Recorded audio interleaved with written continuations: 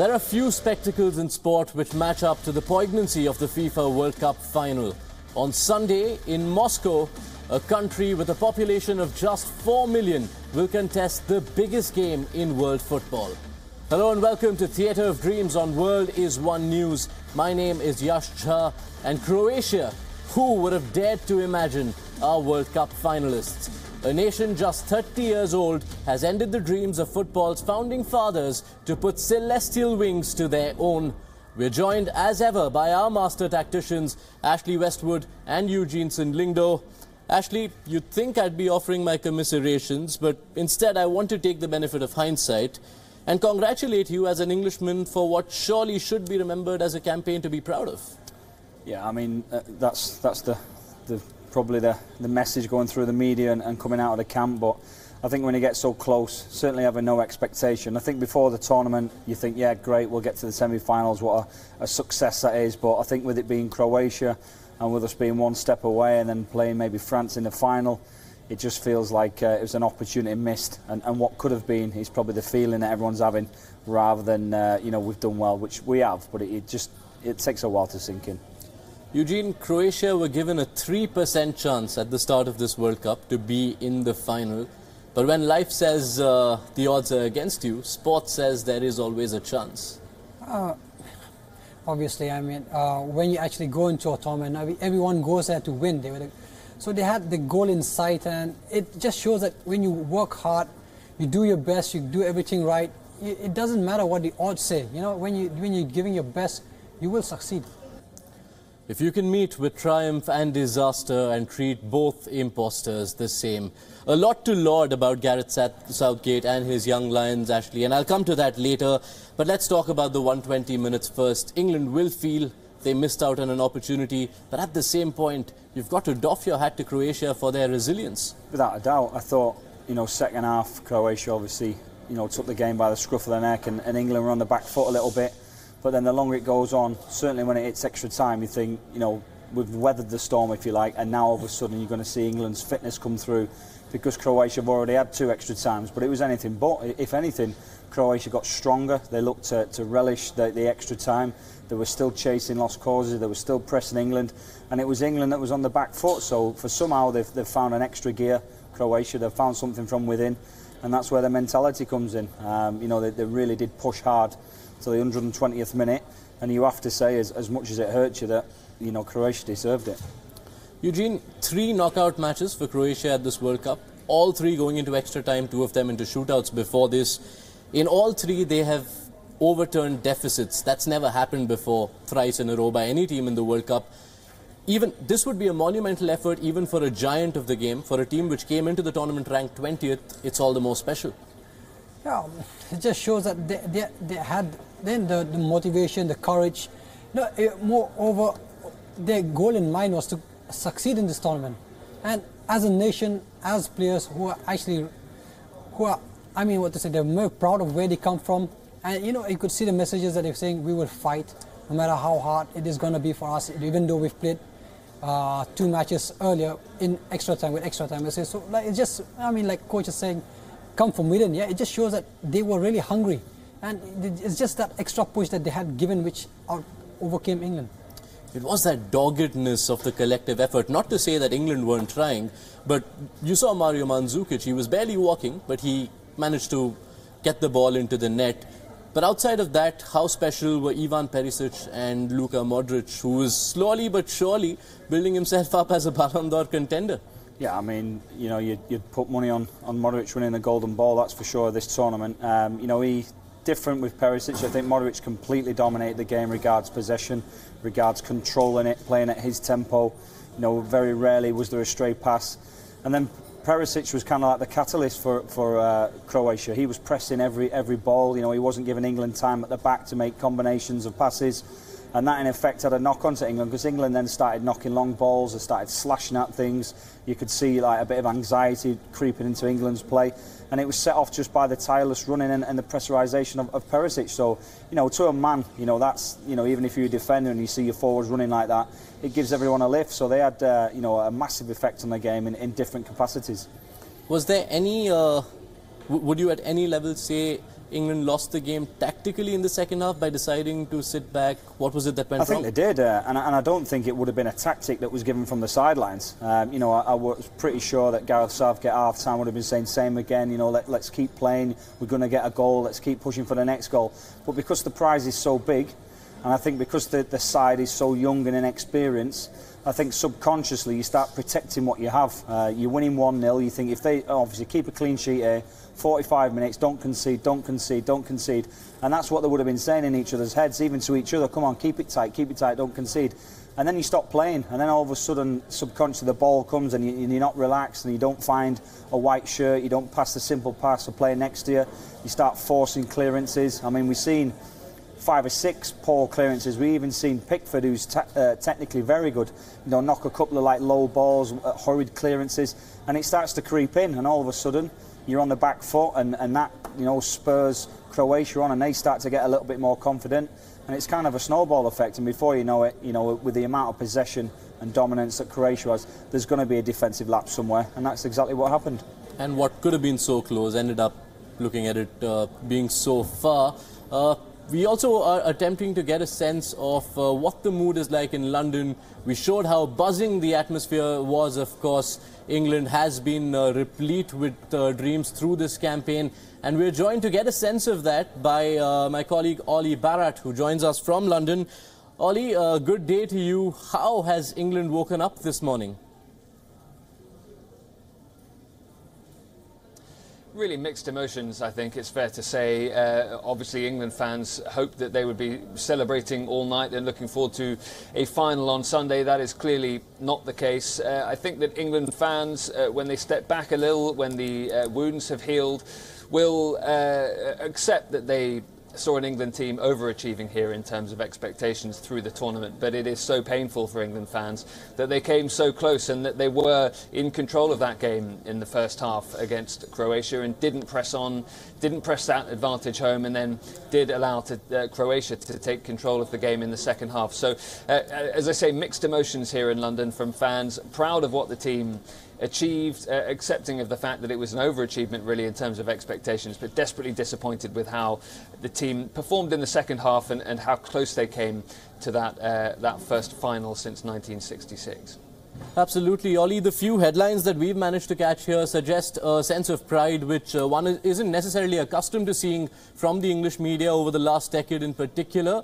Is that sentiment echoed across the board in England at the moment?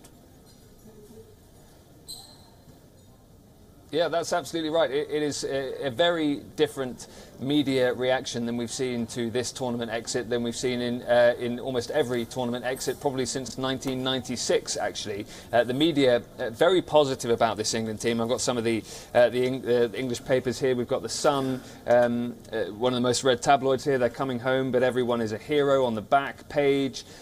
We have 23 Lions talking about pride, despite the tears and the torment. The Daily Mirror also talks about heroes. That is a constant refrain from the front pages of the English papers. National treasures, Southgate's brave Lions restore faith in the England dream. Gareth Southgate saying, I can't ask any more from the players.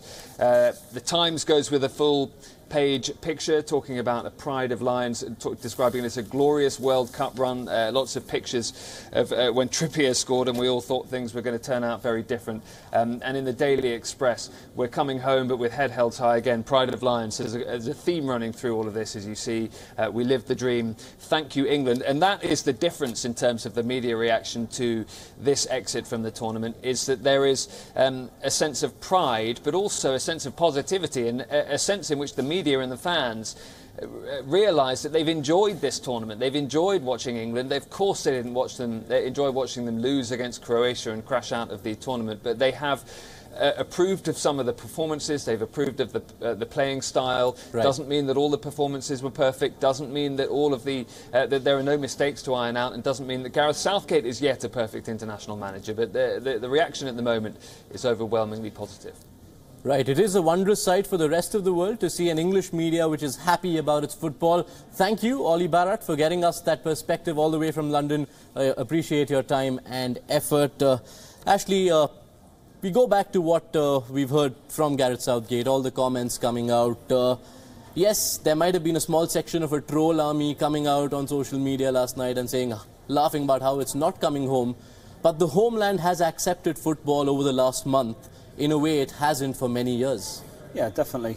You know, there's been a positivity around the performances and where we got to, obviously, in the tournament.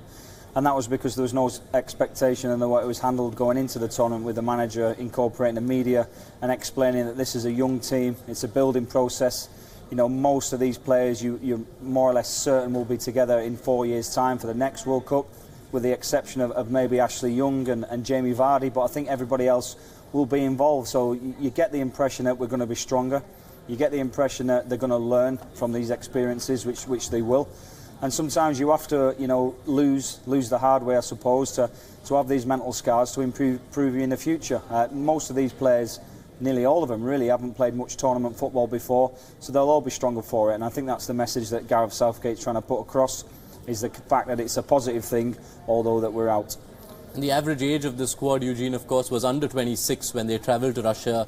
So you do see definitely a few more majors in most of them in the core of this team. And you think the future looks brighter than it did at any point in, say, the last decade. Yeah, it does look like. And you look at the under-17s England, the under-20s, the under-19s, they're actually champions right now. I mean, under-17 are champions of the world, the under-20 as well, and the under-19s are champions of Europe. So, absolutely, you know, you have a group of players that are coming in and are going to make this present squad of players stronger. So, I know, I mean, they're very young and they've done really well with the experience that they're going to get out of this tournament. So it's going to make them better, and eventually, you know, like with the experience that they get, maybe they can, you know, win a World Cup in the coming year, or the Euro perhaps. All right, Ashley, I do also want to talk about the Croatian perspective on this. You know, this is a cricket-obsessed part of the world, and I'm going to try drawing some sort of a parallel. Cricket has a World Cup coming up next year, which will feature all of 10 countries. And here you have football, the biggest sport in the world, and you have a country with a population of just 4 million, which is going to play the biggest game in the sport in the World Cup final. It just shows, it's a lesson that from football that perhaps other sports can take. Yeah, I mean, it's, you know, the numbers don't really add up. If you mean, you know, you're talking about 4 million people and what percentage of that 4 million actually play football. I think the difference really is that the #1 sport in Croatia is football. It's part of their culture. You know, kids will be playing it on the streets. Kids will be playing it, you know, from the age of 2, 3, 4, 5 years of age. So that it is their first port of call, regardless of sport. But it just shows you that, you know, if the country gets behind each other, if you put your mind to it, you can achieve anything. You know, that's possibly one of the reasons Indians are so good at cricket. It's that it's their #1 sport, as is football is with Croatia. All right, agony and ecstasy in the same moment. That's what sport gives us. That's what Moscow witnessed last night. And we have Lucy Taylor joining us from Moscow, I'm believed the same city which goes on to host the big one, the final, in just 3 days' time. Lucy, myriad of emotions, I'm sure, last night and today as well. What are you taking stock of in terms of the fans you see from either side? What is the sentiment like? Take us through what Moscow is feeling like at the moment. Yeah, well, like you say, agony and ecstasy in the same moment. What a night for Croatia, as you've just been saying, such a small country to reach the first ever World Cup final. There have been Croatian fans, of course, here in Moscow. I felt last night that there were more England fans around the town. Thousands had flown in to go and see the game in the stadium, and also to just be in Moscow for this moment. But I think from now, we'll obviously get more fans from Croatia coming across as well. The atmosphere has been good all the way through this tournament, and now it really feels like it's building to a climax here in Moscow, ready for that final game on Sunday. Many fans, you know, many Russians getting behind these different teams. After Russia was knocked out by Croatia, Russians have had to take on new favourites in this tournament. So there's a few rivalries building between Russians as well. But all in all, people are watching the game together, people are celebrating and commiserating together, and the atmosphere has been great all the way through.